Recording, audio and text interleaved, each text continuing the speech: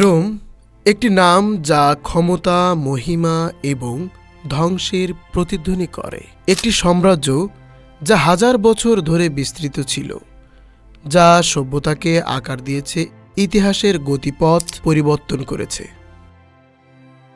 Roman সভ্যতা কিভাবে উত্থান হয়, কিভাবে সাম্রাজ্য বিস্তার করে এবং কিভাবে পতন হয়, এ বিষয়ে আমরা জেনে নেই। একটি ছোট শহর থেকে রোম একটি প্রজাতন্ত্র হিসাবে শুরু হয়েছিল, যা দৃঢ় প্রতিজ্ঞ রাজনীতিবিদ এবং দক্ষ সেনাবাহিনীর মাধ্যমে ধীরে ধীরে তার প্রভাব বিস্তার করেছিল। জুলিয়াস সিজারের মতো নেতাদের নেতৃত্বে রোম ভূমধ্যসাগর জুড়ে একটি শক্তিশালী শক্তিতে পরিণত হয়েছিল। রোমানরা তাদের সামরিক শক্তি, পুরকৌশল, দক্ষতা এবং আইনের শাসনের জন্য পরিচিত ছিল। তারা রাস্তা তৈরি করেছিল, অ্যাকোয়াডাক্ট তৈরি করেছিল এবং একটি আইনি ব্যবস্থা তৈরি করেছিল যা আজও আমাদের সমাজকে প্রভাবিত করে। এখন আমরা জেনে আসি কিভাবে তারা সাম্রাজ্য বিস্তার করেছিল।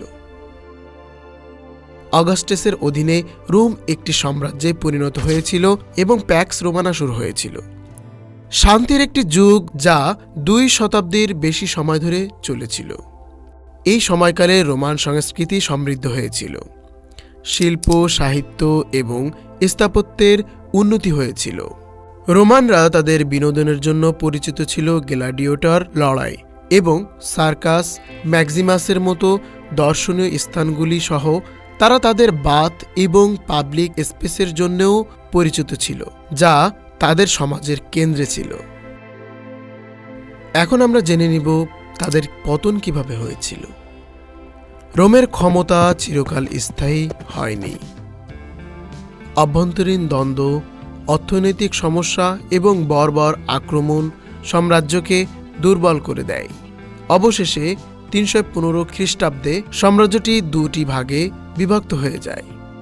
476 খ্রিস্টাব্দে পশ্চিম রোমান সাম্রাজ্যে জার্মান বর্বরদের কাছ থেকে পতিত হয়, যা প্রাচীন বিশ্বের সমাপ্তি এবং মধ্যযুগের শুরুকে চিহ্নিত করে।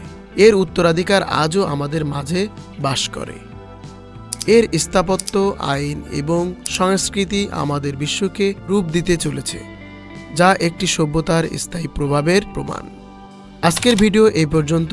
পরবর্তী ভিডিও দেখার জন্য সকলকে আমন্ত্রণ জানিয়ে আজকের মতো এখানে শেষ করছি। আল্লাহ হাফেজ।